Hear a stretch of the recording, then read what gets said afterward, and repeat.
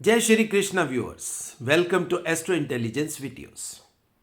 दर्शकों, हम सब 2023 में एंटर कर चुके हैं और न्यूमरोलॉजी के हिसाब से 2023 केतु का साल है।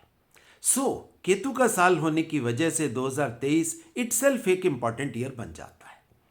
और किसी भी एक साल में प्लेनेटरी मूवमेंट्स कुछ इंपॉर्टेंट टाइम जोन्स क्रिएट कर देती हैं, जिसके ऊपर फोकस करना और उसको डिस्कस करना बहुत ज़रूरी होता है, क्योंकि ग्रहों का गोचर हमारे जीवन को इफेक्ट तो करता ही है। एक साल यानी जो ये प्रेजेंट ईयर है 2023 का, इसमें कौन कौन से इंपॉर्टेंट टाइम जोन्स क्रिएट हो रहे हैं उसको आज की वीडियो में हम डिस्कस करेंगे, ताकि इस साल में आपके जीवन के ऊपर कैसा प्रभाव होने वाला है आप सब उसको समझ लें।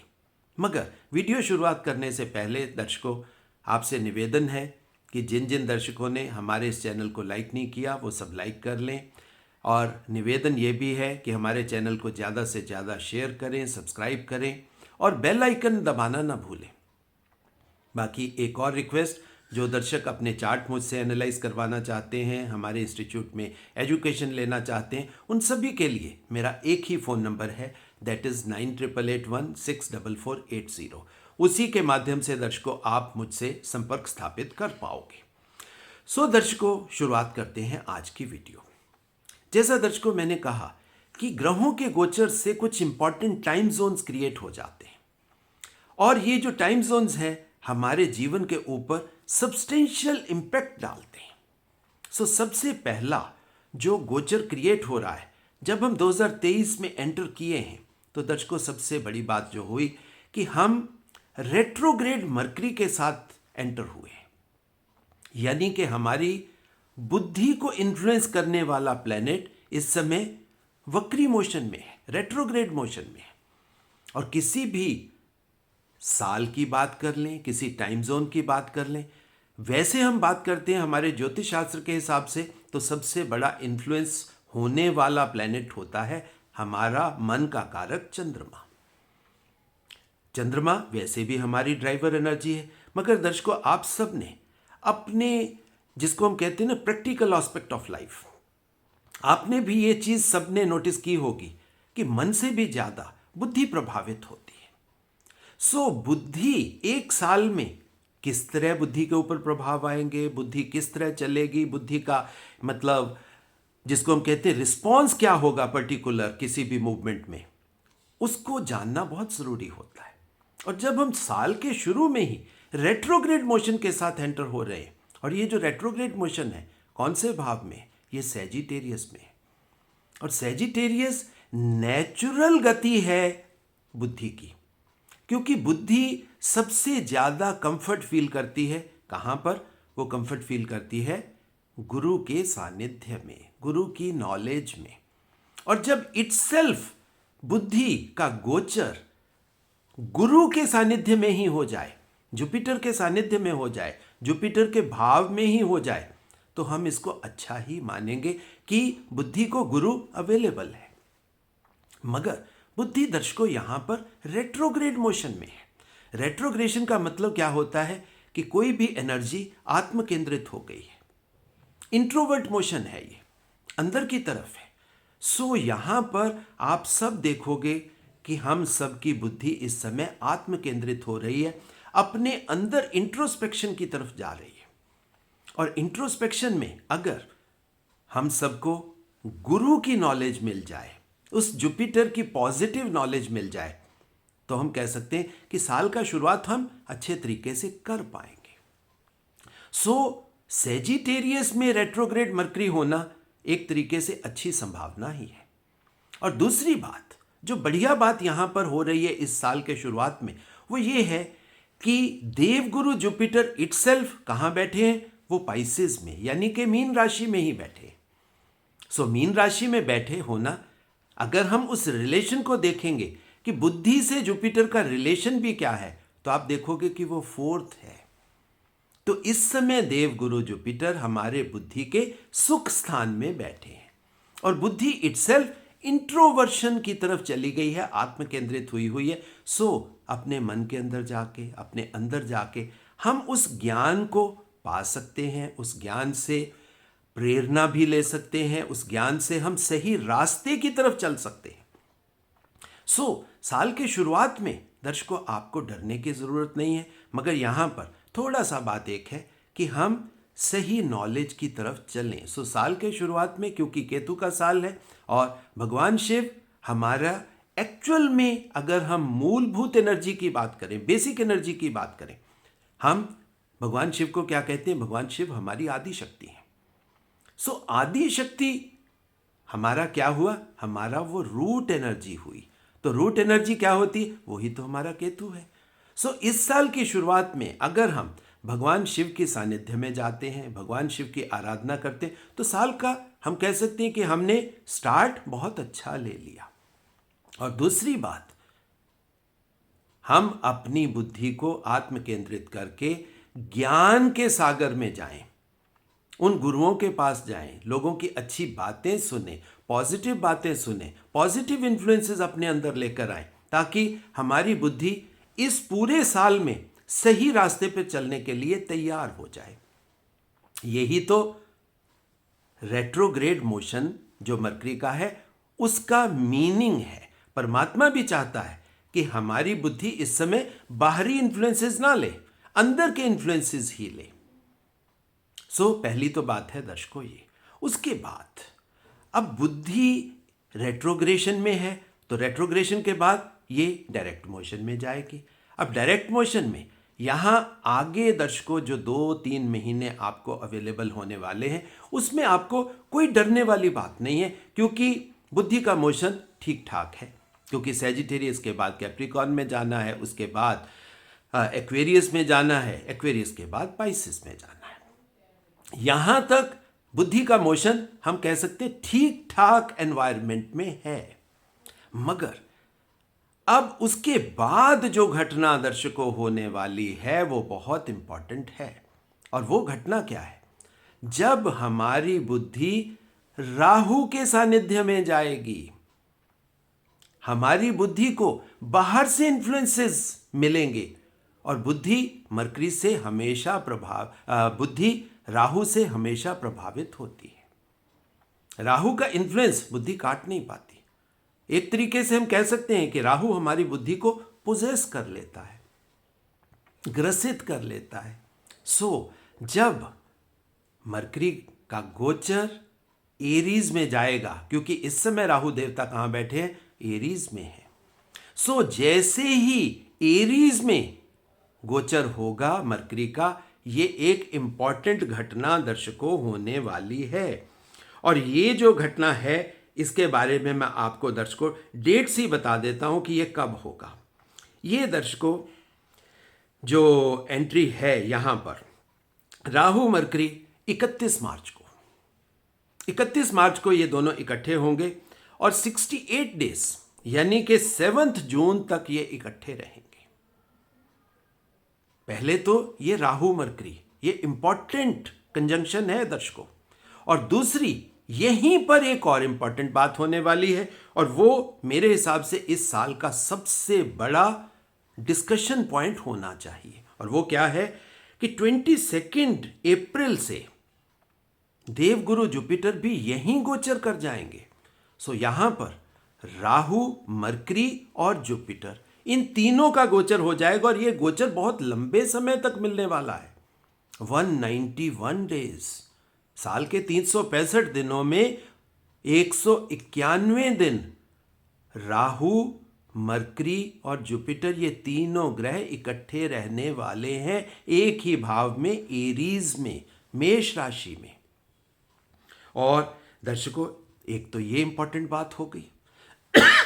अब इसको पहले डिस्कस कर लेते हैं हम। हमारी बुद्धि को एक तो राहु देवता का सानिध्य, राहु देवता का इन्फ्लुएंस। अब राहु क्या है? राहु हमारा बाहरी इन्फ्लुएंस है जो रियलिटी का नहीं है, क्योंकि राहु वर्चुअल वर्ल्ड में रहने वाली एनर्जी है, यह रियलिटी की एनर्जी नहीं है। वर्चुअल वर्ल्ड का इन्फ्लुएंस इस साल सबसे ज्यादा आपकी बुद्धि पर होने वाला है, मैक्सिमम टाइम।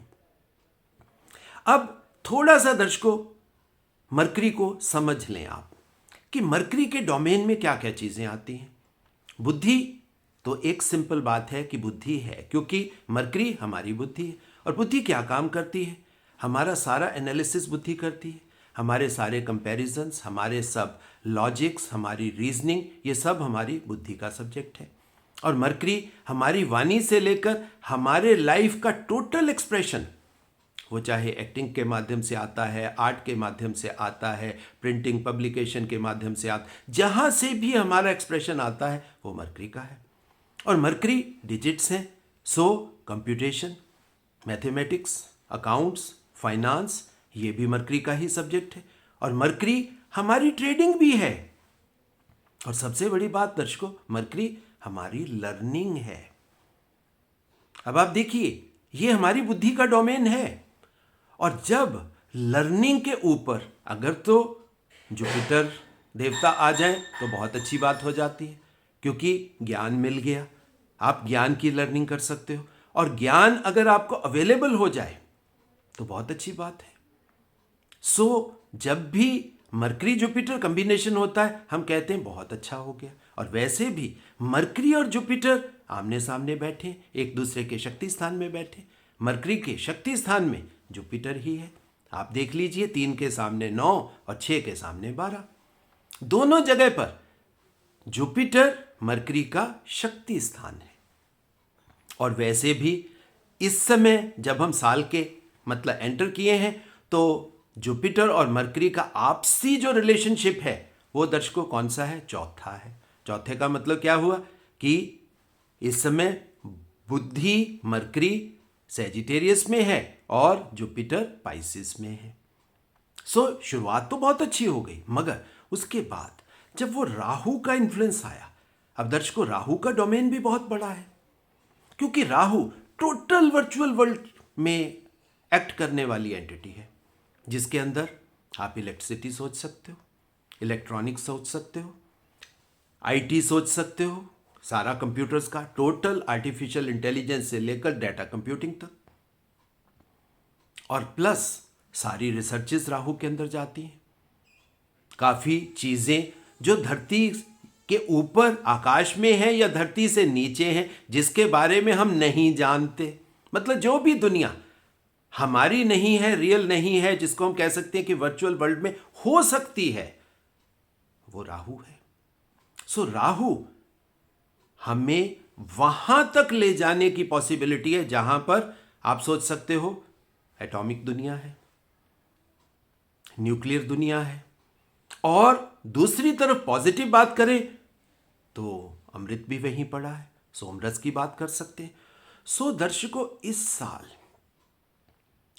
हमारी बुद्धि के ऊपर राहु का प्रभाव बड़े लंबे समय तक चलने वाला है। और ये एक ऐसा इंपॉर्टेंट चीज है जिसको अगर हम नहीं डिस्कस करेंगे तो साल के अंदर हमें प्रॉब्लम फेस करनी पड़ सकती है। मैं आपको कंप्लीटली वार्न कर रहा हूं कि ये साल हमारी बुद्धि बाहरी लोगों के इन्फ्लुएंस में जा सकती है। अब आप सोचिए, हम थोड़े से छोटे से डोमेन में काम करने वाले इंसान हैं, मगर अब हर इंसान तो छोटे डोमेन में काम नहीं करता।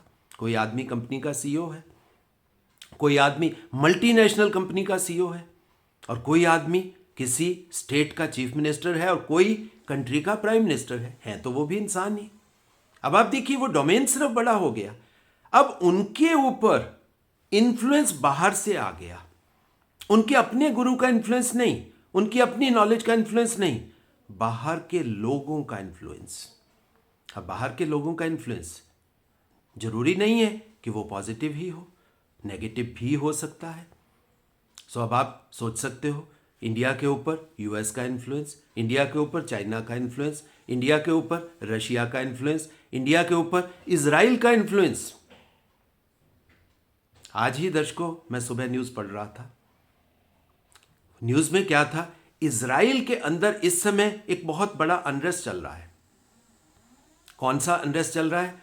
कि वहां पर जो उनकी पार्लियामेंट है, पार्लियामेंट इस दिशा में काम कर रही है कि जो उनके सुप्रीम कोर्ट्स हैं, जो वो फैसले देते हैं, कि वो फैसले उनको अफेक्ट ना करें।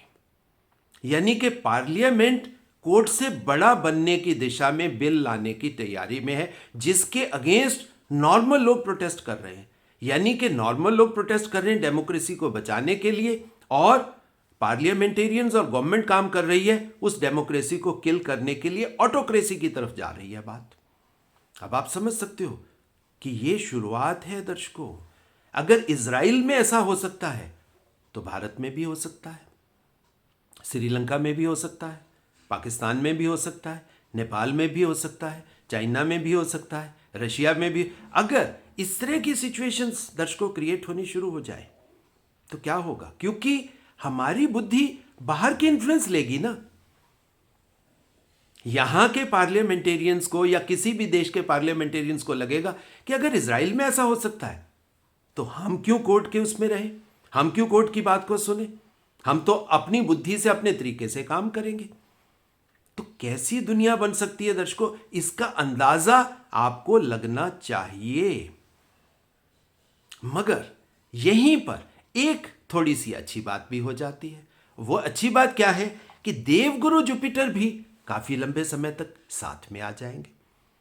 सो बाहरी इन्फ्लुएंस भी रहेगा, और बाहरी इन्फ्लुएंस के साथ आपके अंदर का ज्ञान, आपके अंदर जो देवी देवता बैठे हैं, जो आपको प्रेरित करते हैं, आपको मोटिवेट करते हैं, आपको इन्फ्लुएंस करते हैं, आपको गाइड करते हैं, जिसको हम क्या कहते हैं? हमारा अंतःकरण।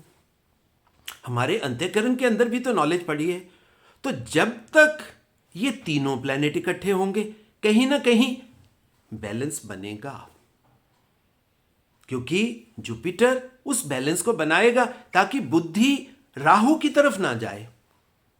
जुपिटर से वो बैलेंस आ सकता है। सो ये साल दर्शकों गुरुओं के लिए, नॉलेज वाले लोगों के लिए, जो लोग भी सोसाइटी को इन्फ्लुएंस कर सकते हैं, उनके लिए ये बहुत इंपॉर्टेंट ईयर होने वाला है। क्योंकि नॉर्मल जनमानस, नॉर्मल बुद्धि तो इन्फ्लुएंस होगी।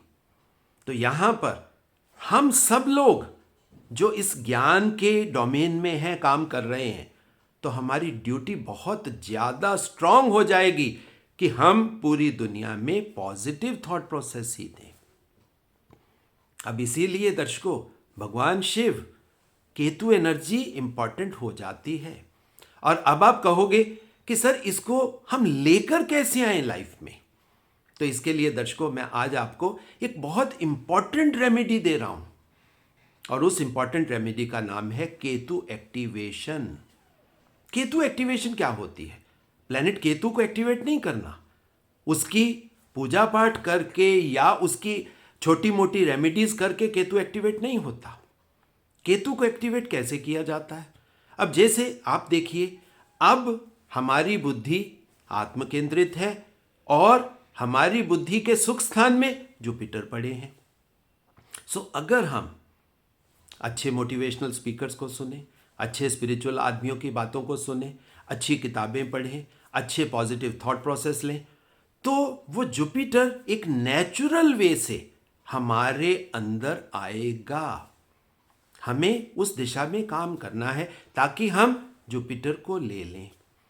वो धीरे धीरे ज्ञान हमारे अंदर आना शुरू हो जाएगा। अब ज्ञान के साथ साथ आपको क्या करना है? आप अपने आप को तैयार करिए। सात्विक अन्न, सात्विक मन, सात्विक धन, इस दिशा में काम करिए। अपनी ग्रूमिंग करिए, और अपनी ग्रूमिंग में योगा करिए, प्राणायाम करिए, आप अपने सोलर रूट को एक्टिवेट करिए, मेडिटेशन करिए। इससे क्या है? आपकी ग्रूमिंग होनी शुरू हो गई। और ये जो ग्रूमिंग आपकी है, ग्रूमिंग आपका केतु ही तो बन जाती है। यही केतु एक्टिवेशन है। अगर अभी फर्स्ट वीक चल रहा है और फर्स्ट वीक से ही हमने योग प्राणायाम साधना करना शुरू कर दिया, पॉजिटिव थॉट प्रोसेस रखना शुरू कर दिया, ज्ञानवान लोगों की कंपनी में बैठना शुरू कर दिया, अच्छा अन्न, अच्छा मन, मतलब इस दिशा में काम करना टोटल शुरू कर दिया, तो हमारी अंदर से दर्शकों तैयारी होनी शुरू हो जाएगी। और ये तैयारी ही हमारा, जब वो राहु इन्फ्लुएंस आएगा, आप सोचिए वो तो आना ही है, तो हम अंदर से तैयार होंगे। हमारा अंदर का गुरु हमें सही मार्गदर्शन देने के लिए हमारे अंदर बैठा होगा और वो तैयार होगा, एक्टिवेटेड होगा। ये है दर्शकों केतु एक्टिवेशन, कि हम सही दिशा में काम करते हैं और वो जो काम किया हुआ, वो जो हमारी साधना का पार्ट है, वो हमारा केतु बन जाता है और वो केतु एक्टिवेटेड होता है तब जब बाहर से इन्फ्लुएंसेस आएंगे तो वो इन्फ्लुएंसेस क्या है, आपको नेगेटिव दिशा में नहीं लेकर जा सकते, क्योंकि अब साधना का, पॉजिटिव चीजों का पीछे से एक मोमेंटम एनर्जी का आपकी तरफ आ रहा है और वो आपको उस नेगेटिव जोन से बाहर निकाल देगा। अब बाहर के इन्फ्लुएंसेस नहीं लोगे, अपने अंदर के इन्फ्लुएंसेस, अपने पॉजिटिव इन्फ्लुएंसेस के साथ उस नेगेटिव जोन को निकाल जाओगे। तो ये है दर्शकों केतु एक्टिवेशन। और इसके बाद एक और गोचर दर्शकों आने वाला है, वो बहुत इंपॉर्टेंट है, हालांकि बहुत थोड़े दिन के लिए आएगा। वो है केतु और मार्स का। बहुत थोड़े से टाइम के लिए आना है और आना भी ये पॉजिटिव राशि में है, शुक्र की राशि में है। अब शुक्र की राशि में आना है तो हम इसको पॉजिटिव, हालांकि ये पॉजिटिव होता नहीं है, मगर जब उसका राशि लॉर्ड एक अच्छा गुरु हो जाए तो वहां पर हम कह सकते हैं कि थोड़ा सा उस गुरु की वजह से वो एनर्जी बैलेंस हो जाती है। केतु इटसेल्फ एंड भी है, केतु नई बिगनिंग भी है, और केतु के साथ जब मार्स आ जाता है तो दर्शकों यहां पर मास कैटेस्ट्रॉफी, मास लेवल पर डेथ्स। पिछले 2 साल में हमने ये साइकिल बहुत अच्छे ढंग से देखा, इसको बहुत अच्छे ढंग से समझा कि जब भी केतु मार्स इकट्ठे होते हैं तो कोविड में मास डेथ्स हुई। इस साल के एंड में दर्शकों फिर यही बात होने वाली है, जब केतु और मार्स कहां पर, लिब्रा में इकट्ठे होने वाले हैं। अब जिन जिन दर्शकों का केतु मार्स अष्टम में पड़ा होगा, क्योंकि अष्टम उनके लिए गेन का हाउस हो जाएगा, सो उनको वार्न होने की जरूरत है, ध्यान देने की जरूरत होगी। सो दर्शकों ये जो 3 टाइम जोन मैंने आपको दिए हैं, ये 3 टाइम जोन इस साल के बहुत इंपॉर्टेंट है। पहले राहु मरकरी का इकट्ठे होना, फिर राहु मरकरी जुपिटर का इकट्ठे होना, और फिर केतु और मार्स का इकट्ठे होना। ये इस साल के 3 ऐसे इंपॉर्टेंट टाइम जोन हैं। अगर हमने इस पीरियड को ध्यान ना दिया, इस पीरियड की पहले से तैयारी ना की, केतु को अपने को एक्टिवेट ना किया, तो दर्शकों हम में से वो सभी जातक दिक्कत में पड़ सकते हैं। मैं डरा नहीं रहा हूं, क्योंकि डराना मेरी उसकी डिक्शनरी का सब्जेक्ट ही नहीं है। मेरा सब्जेक्ट है आपको बताना, आपको अवेयर करना, आपको समझाना और आपको मार्गदर्शन देना कि अगर ऐसी सिचुएशन क्रिएट होती है तो हम उसमें से कैसे निकल सकते हैं।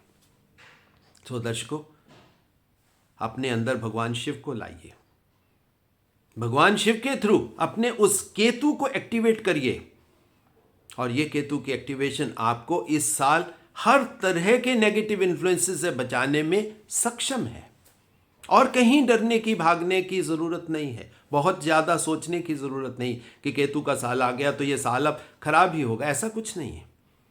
क्योंकि जब राहु मरकरी और जुपिटर इकट्ठे होंगे तो दर्शकों देवगुरु जुपिटर इटसेल्फ बैलेंस बना रहे हैं। जब केतु मार्स इकट्ठे होंगे तो शुक्र देवता उस एनर्जी को बैलेंस कर रहे हैं। सो आपको उन बैलेंसिंग एनर्जीज पर फोकस करना है, और ओवरऑल सभी एनर्जीज आदिशक्ति में चली जाती हैं। सो आप भगवान शिव पे फोकस कर सकते हो। सो दर्शकों ये मेरा एक ओपिनियन भी था, एक डिस्कशन का पॉइंट भी था कि इस साल में मैं आपको बता दूं कि इस साल में हमें कौन कौन से टाइम जोन पे ध्यान देना है, फोकस देना है। और अगर आप सब उस दिशा में फुल रिजॉल्व के साथ, यहां पर दर्शकों मैंने ये वर्ड जो यूज किया फुल रिजॉल्व, हालांकि हर साल के शुरू में सभी लोग संकल्प लेते हैं, और साल के एंड तक रिपेंटेंस आनी शुरू हो जाती है कि साल के शुरू में हमने संकल्प लिया था, संकल्प पूरा नहीं हुआ, अगले साल फिर ले लेंगे। दर्शकों, इतना इसी नहीं है। इस साल आपको बहुत स्ट्रांगली संकल्प लेना है और संकल्प को याद रखना है। जितनी गलत चीजें आप पीछे करते रहो, केतु है भाई। आप राग, द्वेष, ईर्ष्या, शत्रुता, नेगेटिव थॉट प्रोसेस, लोगों को डराने का खेल, फियर, ग्रीड, जितनी भी नेगेटिव चीजें आप सोच सकते हो, उसको केतु को डोमेन में जाके छोड़ दीजिए। बस केतु देवता के पास छोड़ दो उसको, कि हमने अब से आगे से किसी से ईर्ष्या नहीं करनी, किसी के बारे में बुरा नहीं बोलना, किसी के बारे में बुरा सुनना नहीं, कोई गलत कार्य करना नहीं। जो भी कार्य हम करेंगे इस साल में वो किसी के फायदे के लिए हो। समाज के फायदे की बात सोचो, पॉजिटिव थॉट प्रोसेस रखो, तो आप देखोगे कि आपका केतु इटसेल्फ नेगेटिव चीजें पीछे जाकर खत्म और पॉजिटिव नई दुनिया की शुरुआत। क्योंकि केतु दर्शकों एंडिंग भी है और केतु ही नई बिगनिंग भी है। सो दर्शकों, इसी आशा विश्वास के साथ मैं अपनी वाणी को विराम भी दूंगा। सो अगली वीडियो तक दर्शकों बहुत बहुत आशीर्वाद, बहुत बहुत प्यार। आशा करता हूं कि ये 2023 का साल आपके लिए बहुत शुभ संभावनाएं लेकर आए और आप इस साल में अच्छी अचीवमेंट्स ले सको।